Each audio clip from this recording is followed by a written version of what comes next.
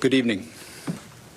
Today, an indictment was unsealed, charging Donald J. Trump with conspiring to defraud the United States, conspiring to disenfranchise voters, and conspiring and attempting to obstruct an official proceeding. The indictment was issued by a grand jury of citizens here in the District of Columbia, and it sets forth the crimes charged in detail.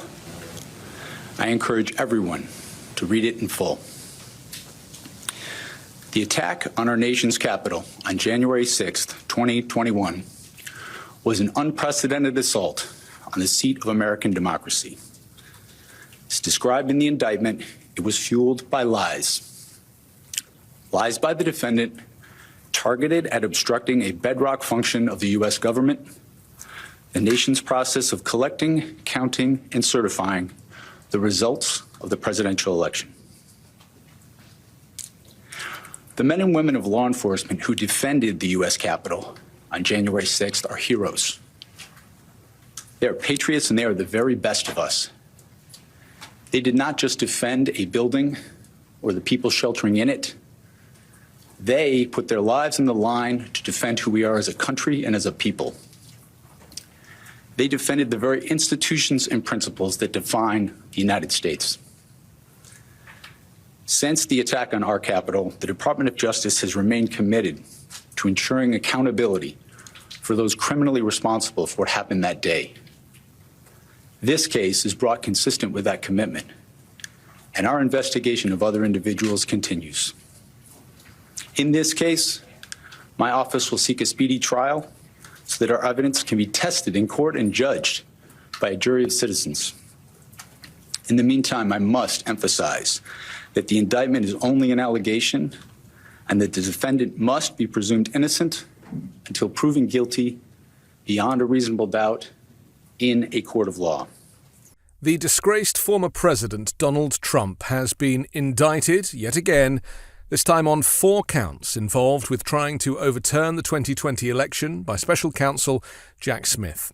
He faces the charges of conspiracy to defraud the United States, conspiracy to obstruct an official proceeding, obstruction of and an attempt to obstruct an official proceeding, and conspiracy against rights. The indictment lists 6 co-conspirators but does not name them. Jack Smith has been looking into Trump's efforts to remain in office following his 2020 election defeat to Joe Biden, including the deadly January 6, 2021 riot in which his supporters overran the Capitol building in Washington, D.C. Let's be clear, this is a former president of the United States being arrested for attempting to cheat in the election, and not just in one jurisdiction, but in multiple jurisdictions. Encouraging his supporters to storm the U.S. Capitol, which they did, causing criminal damage, seeking out Nancy Pelosi, the Speaker at the time, seeking out Mike Pence, the Vice President at the time, to kill these people. I mean, let's be clear, that is what their intentions were. And so this is a very serious charge, in addition to the espionage charges and in addition to the sexual abuse charge that he's already been convicted of with the E. Jean Carroll case. Donald Trump is, to all intents and purposes, on the back foot. He is a career criminal, and people who support him and worship him no matter what are affected by Trump contagion theory. It's been widely written about. It is something that mental health professionals understand, and it's something that the mainstream media will not talk about, will not go there, because mental health is an unknown quantity. It's a subject that they don't want to get into. It doesn't suit them to talk about these types of things, and so they kind of refer to politics and business as usual. Now, one question I get asked, probably more than any other question, is will Donald Trump ever go to prison? And what are the chances of Donald Trump winning the next election? So let's just deal with those 2 subjects. The first is, will he go to prison? Well, your guess is as good as mine. My view, and I've maintained this view, is because there is no precedent for a US president being imprisoned or incarcerated, my feeling is he will probably end up under house arrest in Mar-a-Lago for the rest of his life. That's my personal view. I'm willing to be proved wrong, but I think that the actual notion of him being led away in handcuffs, visually, it's very theatrical, and it's the type of event. America thrives on these types of big legal events. We've seen it with the O.J. Simpson trial or Michael Jackson on trial, any of these moments where the world is watching, and America is always caught up in these very public events, which typically and traditionally would be quite private. So Donald Trump is going to be the one to make a big scene of this. The FBI won't do it. The Justice Department won't do it. It will all be of Trump's making. He will make it as big and as show business-like as possible, because that's how he seeks to feed the machine that is him stealing money from his supporters. And if you have given money to the Trump campaign, you'll know that that money has been used for Melania Trump's hairdresser, for Trump's legal bills to the tune of $40 million, travel, and all sorts of things that you probably didn't think it was going to. Okay, let's talk about the second one, which is, will Donald Trump win the election? Well, my view is that he will still run and be the candidate, even if he is prosecuted, even if he is incarcerated, even if he's under house arrest. And then we have to ask ourselves, just how popular is Donald Trump? So if he's to run, what are the chances of him winning? Well, I don't personally think that his support is anything like what he would have you believe. For example, his base, as we know, is a small percentage of Republicans. Not all Republicans are MAGA Republicans. And so that core group who go to the rallies and buy the hats and the T-shirts and wave the flags, they represent maybe, 20-30% of Republicans. So that is a very small committed base, very much in the cult of Trump. But you also have to ask yourself why he isn't getting kind of more traction when it comes to his own social media platform, for example. And one of the ways I like to kind of see how much traction he's getting is by looking at these truths that he puts out on Truth Social, seeing how many retruths he gets, what we used to call a retweet on the old Twitter platform, and how many likes and how much engagement, how many responses and replies. Let's use one for an example.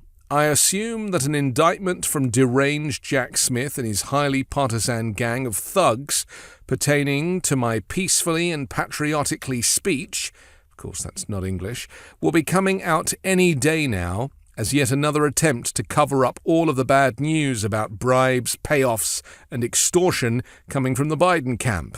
That's a lie. This seems to be the way they do it. Election interference, prosecutorial misconduct.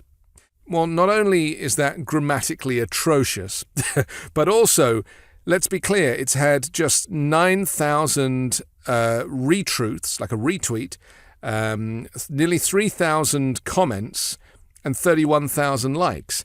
Now, that is not the kind of, the millions that this ex-president or ex-dictator should really be getting on his platform. And if there are really as many people as he thinks, if he thinks he is in the lead in the polls, he says that, it's quite ambiguous. He's obviously thinks that it's versus Joe Biden, but it isn't. He's very much behind. And then when you look at the polls for the primaries, you'll see that Trump is out front and DeSantis comes in second place, depending on which poll you look at. But Trump does not represent the leader of, all across all parties in a potential general election. He actually is the loser as it stands, based on current polling. He's been the loser multiple times now. He's never won the popular vote. As you know, all the candidates that he supported in the midterms, most of them did not win. And of course, he lost in 2020. So we're talking about a guy who has typically lost time and time again, whose base is shrinking. The more indictments and the more facts that come out about Trump's criminality, I think you need to acknowledge and accept that he actually has a diminishing amount of support.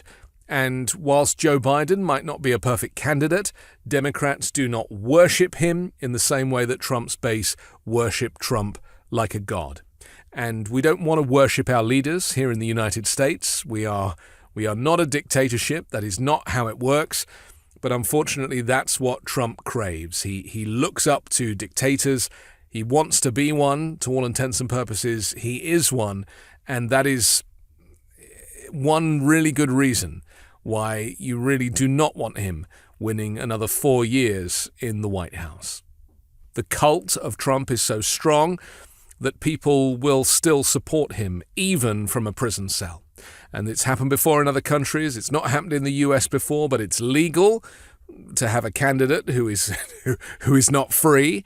And I fear that because of Trump contagion theory, the undue influence, the brainwashing, that MAGA supporters will be paying for his legal fees. They will be supporting him like he is a messiah, when in fact he is a sad, lonely, unintelligent man who is just, somehow got elected through a perfect storm of various things in 2016 and has created this business, this marketing exercise where Trump is a brand and people are buying into it. And if you know anything about cults, and if you know anything about brainwashing, and you know anything about authoritarianism or dictators, you will see that Trump ticks every box, including, of course, the malignant narcissism box, which, again, dozens and dozens of mental health professionals have diagnosed him as having, which is why he fails to see how his constant denial of these charges and his self-obsession and his desire to bring down these pillars of these institutions of the US, like the Justice Department and the FBI, and of course the current executive branch, constant criticism, deflecting, projecting, and hating. This has been the most damaging period of American political history. And Donald J. Trump, one solitary man, is the reason for the hatred and the division. It's not necessary. We're all the same. And yet one guy has caused families to be torn apart and for a political system to be on its knees. I'm Anthony Davis. You can hear me every day on the 5 Minute News podcast, on Wednesdays hosting MAGA Uncovered with Ron Filipkowski, and on Sundays on The Weekend Show with MeidasTouch. Hey Meidas Mighty, love this report? Continue the conversation by following us on Instagram @MeidasTouch to keep up with the most important news of the day. What are you waiting for? Follow us now.